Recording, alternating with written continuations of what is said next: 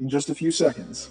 This magnet is about to do something you have never seen in your entire life. And no, I'm not talking about theory, I'm talking about facts. Facts that you can reproduce yourselves instantly. Let me make this simple. You have always been told that identical polarities repel and opposite polarities attract, correct? My friends, that is only the tip of the iceberg of magnetism. Now watch carefully what happens when we add geometry to all of this.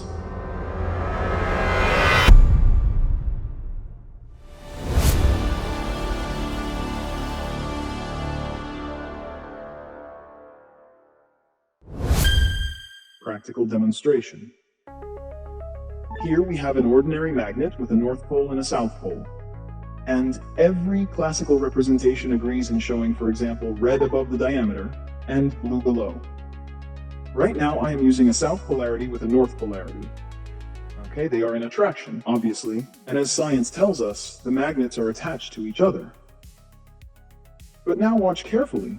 Without rotating the pen, still keeping south and north in attraction simply by moving a little to the side, I suddenly obtain an extremely strong repulsion, exactly like the one on the opposite side of the magnet, and also on this side. And pay close attention, we are actually above the diameter, exactly where classical representations tell us everything here should always remain attractive. Have you ever seen anything like this? Maybe you are thinking, magnets are so sensitive that they can somehow feel the polarity from the opposite side. Absolutely not. But let us observe another one, and see if you give the same explanation. Now, once again, starting from attraction, I simply rotate the pen by 90 degrees, and boom. I still obtain an extremely strong repulsion, beginning from the middle of the magnet, but always from the attractive side. In other words, my friends, this entire region has become repulsive. But wait, if we move the pen, attraction suddenly appears along this direction. In fact, the magnet behaves as if it were locked right here. Incredible, isn't it? And there are hundreds of these strange interactions. You should definitely watch the other videos on this channel.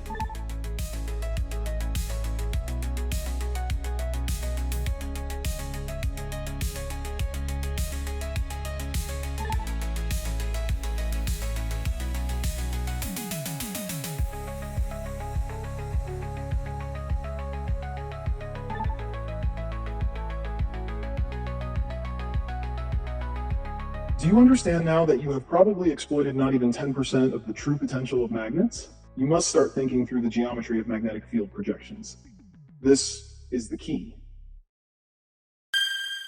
Spherical harmonics. A geometry belonging to spherical harmonics, already present in the mathematics of both James Clerk Maxwell and Erwin Schrödinger, but never before observed or practically exploited through simple magnets in the real world, was experimentally discovered, studied, and discussed for the very first time in the research.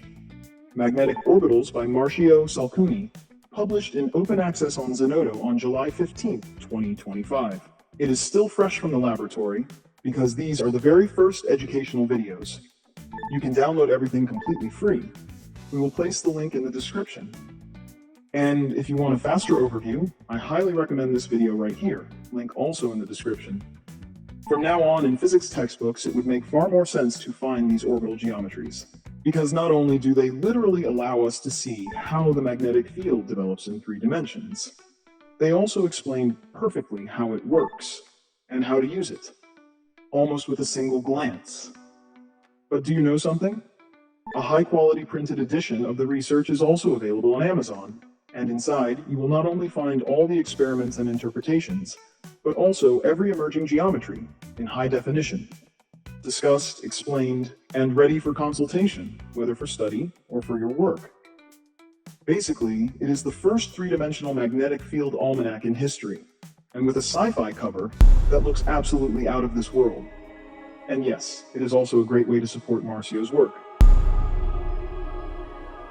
Thank you, my friends. And so, coming back to the main point, no, this is not the discovery of a new physics. But do you know something? It may have an even greater impact. But relax. We say that only because we already know what is coming in the next videos on this channel. We strongly recommend subscribing because what you are about to see is going to be unforgettable.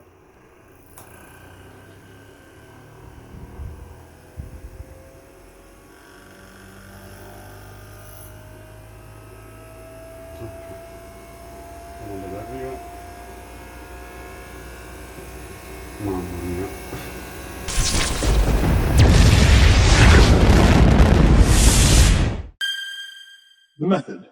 Overview. Okay, but how do these geometries actually appear in a technical sense? In other words, why do we obtain exactly these shapes, and why do they emerge in this specific way?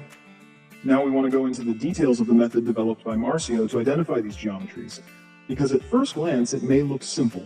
Look, I approach the sensor, and as soon as it switches to the opposite polarity, I mark the point.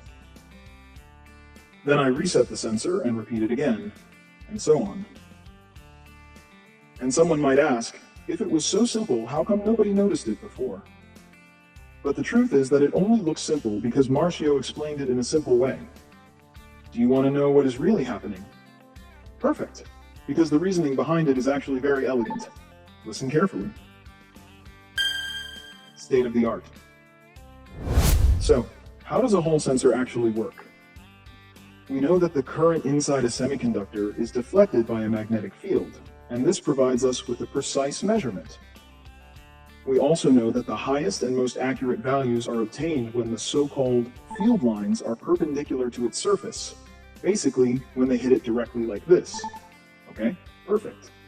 That is how a Hall effect sensor is used. Of course, in this specific context, because there are thousands of different sensors for completely different applications. But here, for identifying polarities, that is essentially it. So what has been done up to now?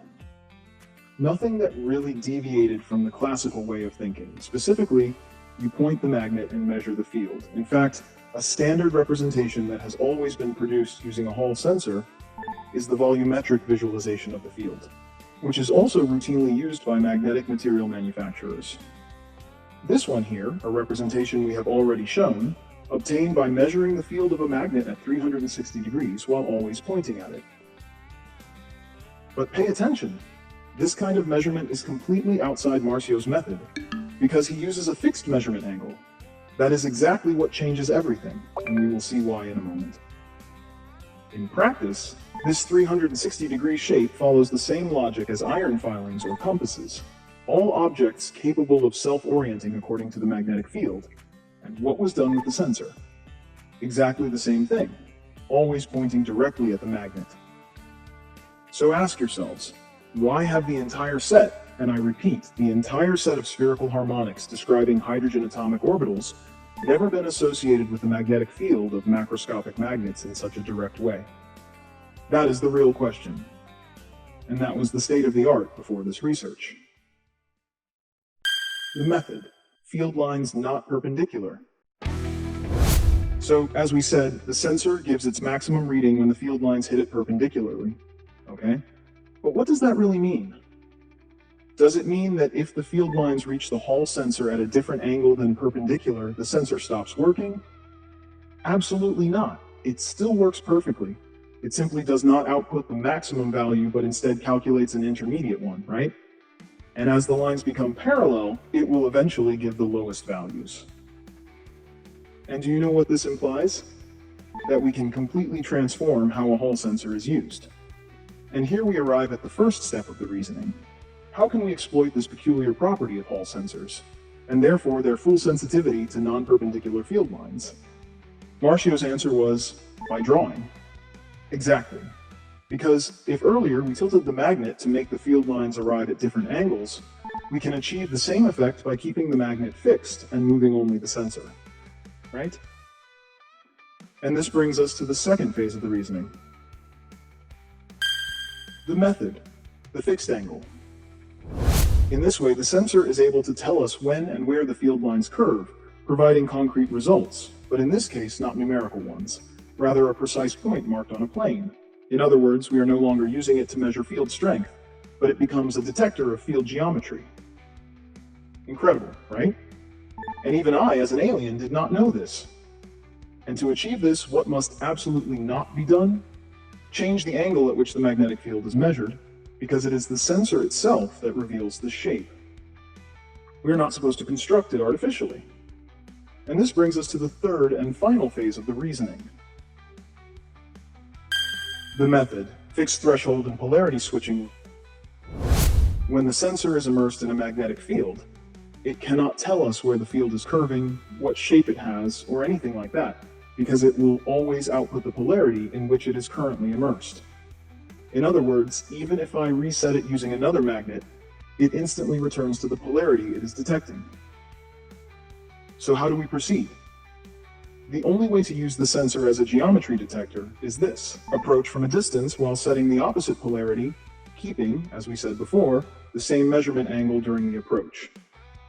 In this way, thanks to the fixed threshold of the sensor, we can quickly detect the polarity switch, and the sensor will effectively draw the perfect geometry under that precise angle of observation.